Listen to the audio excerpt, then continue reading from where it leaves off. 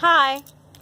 I have a new theory, a new idea that came to me recently, and it's about being sick.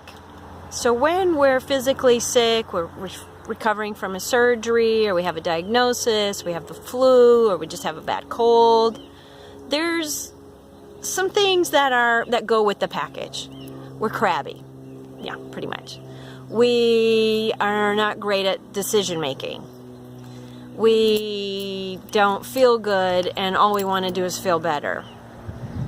We need more sleep. We're not good at communicating because we don't even know what it is we want to say or what we need. Our needs and wants are confusing. It's all a little blurry inside.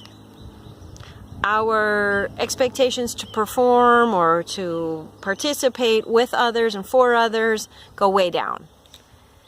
That's how it is when we're sick. And when we're being with the person that's sick, whether we're their family or caregiver or friend or whatever, we have that consideration. Like, oh, they're sick. I'm not going to ask them what kind of soup they want because that could be a 5-minute conversation.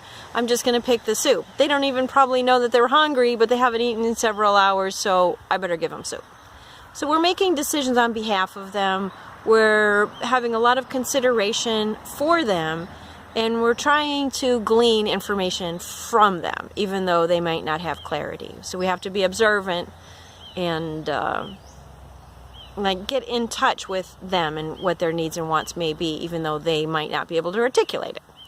So throughout all of time and all of relations, that's pretty much the deal. We understand that. When somebody's sick, these are the conditions. Crabby, inability to make decisions, not knowing wants and needs, not good at communicating, needing lots of sleep, and not being able to show up for others. Okay, that's good. What about when people are having mental sickness or emotional conditions? So say somebody has a new job and they're really super stressed and they're trying to figure it all out and they're trying to perform and they're trying to fit in and not feel like an idiot and all of that. So some of that's mental stress and some of that's emotional stress. Even though it's not a mental sickness, but they're having a mental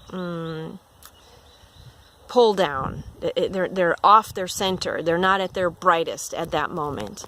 And even emotional sicknesses, depression and anxiety and, all of those things, brain injuries, all of those things that people don't see on the outside, but sure enough, they're there on the inside.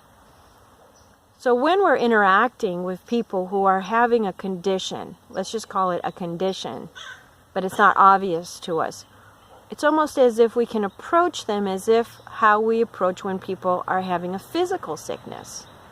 So if they're not communicating or they're not meeting our needs or they're not expressing themselves and we get frustrated, it's like, what's the matter with you? Like, what? How come you? Then it's for us, and they're like, oh, I don't know. I don't know, and they feel shameful, and you're like, what is going on? Then it's an indicator for us to realize, oh, maybe there's some kind of breakdown going on inside, just like when people are sick and they're having a physical breakdown.